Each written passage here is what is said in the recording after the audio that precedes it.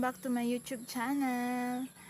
So for today's video guys is nakita nyo naman po sa title ng ating video is about sa mga manok namin na namatay.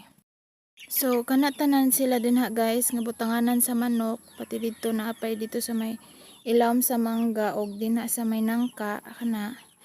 Pito ka buok tanan manok nga among gipang hikot ra din ha is gikaon sa iro rasad sa among silingan guys, and sakit kay sa dughan, sakit kay hunahunahon ba nga amo ang gasto sa lawg, among gasto sa vitamin sa manok ug ang among kahago para sa pag-atiman sa among manok.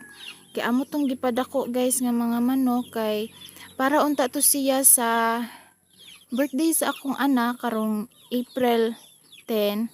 Layo-layo pa noon guys, pero amo jud siyang gipangandaman kay mag 1 year man among baby.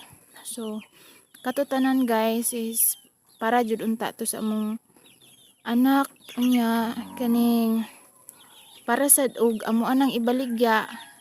Mahal-mahal sad no, makahalin sa tagdako-dako. Unya saon taman kanibang amo ang tatong pabayran katong duha ka buok manok nga nangamatay nya saon taman kaning magtulod-tuloranay naman kung kinsay tag-iya sa mga iro. Wala na tay mahimo kay wala may muangkon og kinsay tag-iya. So ang 5 ka buok nga nahabilin puro sad siya na ay samad or nabalda sad siya. Ang usa kay nabuta siya, then ang uban kay naay mga samad-samad sa dapit sa tiil, so naay usa nga murag dili na siya makalakaw. Ang uban naman pod kay naa sa may pako, so murag lisod na sad kaayo kung amo pang ibaligya ug mahalin bag mahal. So mao to guys, kaning wa jud tay mahimo basta kita pobre lang kay ug atong kontra gani mga adunahan lupig jud ta nga pobre no. So mao to guys, wa na lang mi nagdaghan og langas.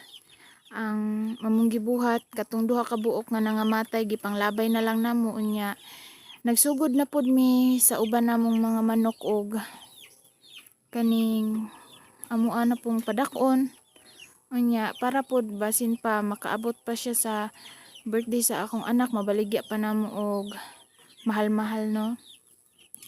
Katunta guys nga mga manok is gigahin jud to para sa birthday sa among anak kay 1 year ba ya, so first birthday sa imong baby, so naa jud unta tay mahimo no.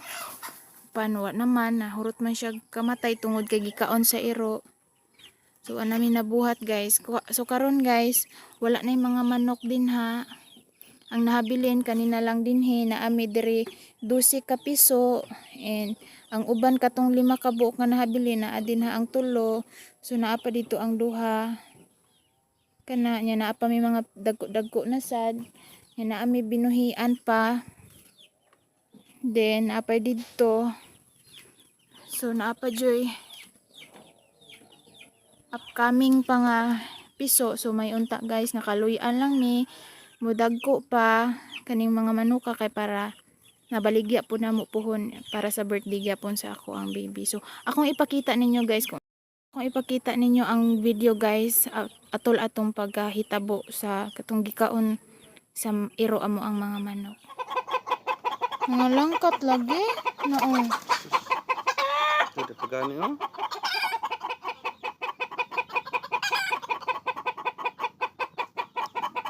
Okay, Buhi pa ka ng manuka.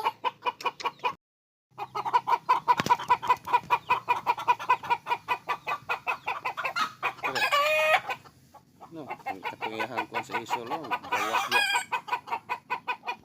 Patay. Ano nimo? Paring usa magmurag matabang-tabang. Matabang pa rin usa, wag pa kagamos. Ano makambali pa rin